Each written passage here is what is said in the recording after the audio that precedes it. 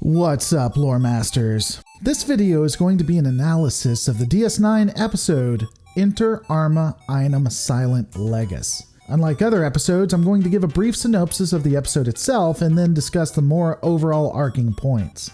This is because the DS9 story we see here isn't necessarily a war story, but really relates to the impacts of the war on the Alpha Quadrant. Insert joke about Discovery doing the Klingon war arc wrong here. The Reader's Digest version is pretty easy. Bashir is ordered to Romulus with top dignitaries, Starfleet security, and Admiralty to be a part of a convention of sorts. This convention will break down the war from all aspects. This includes, but isn't limited to, morale, medical impact, security, and intelligence. Section 31, not wanting to be left out, tasks Bashir with gaining information on specific individuals to assess future conflicts. Bashir is resistant at first, but ultimately, after talking with Sisko, agrees to attend and work for Section 31. Let me pause a moment. A commenter posed an interesting conspiracy theory that I actually liked. Every time we observe Sisko when he is confronted with Section 31, he is either just throwing his hands up saying, "Aw, shucks, Starfleet Command just won't get them," or ordering Bashir to just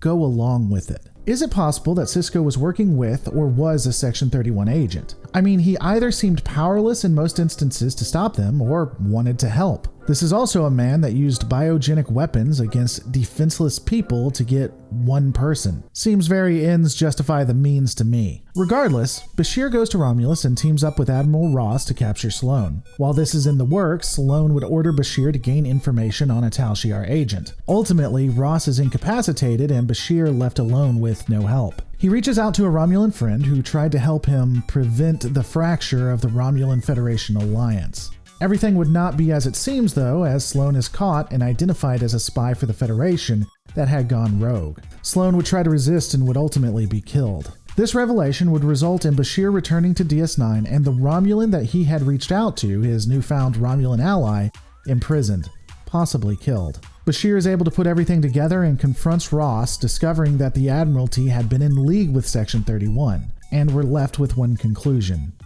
In times of war, the law falls silent. Let's rewind and take a look at this. What I want to discuss here is the mentality of what occurred, the changing of Starfleet, and the giving up of its principles. Many focus on the Latin phrase used with Admiral Ross to highlight the episode. Probably part of that is it's the title. But I think that the discussion between Sloane and Bashir for the first time in his chambers is more succinct.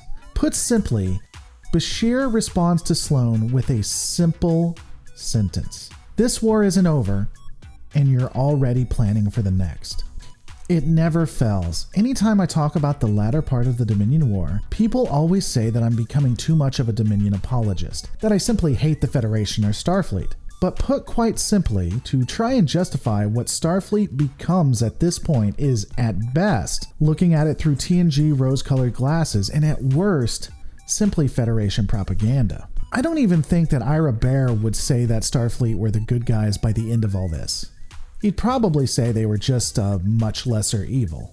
At this point, the Federation had seen significant loss and hadn't felt defeat this likely since the first Borg attack, or Discovery's Klingon War before that. It seems like a never-ending cycle for Starfleet, at least until the Picard series. Starfleet begins with a more hopeful outlook and an eye to the stars, scientific in nature becoming the best that they can be. They come up against enemies that they can defeat, which only makes them more egotistical. Finally, Starfleet arrives upon a bully they cannot easily fight and become more militaristic and win once they do, only to become pacifistic again. I'd be thankful that Picard broke that chain, if only it had done it well. Missed opportunities and all that. Anyway, Admiral Ross would ally with Section 31 to ensure an innocent Romulan patriot would go to jail or be killed, so that the Federation would have a mole and ally within the Tal Shiar and on the ruling council. The Starfleet Admiralty had decided it was more important that the Federation survive than they keep their morals, or even listen to the Prime Directive. After this episode, we begin the ending run of the series and the war, so buckle up, buckaroos. We got a galaxy to save. One that will never be the same.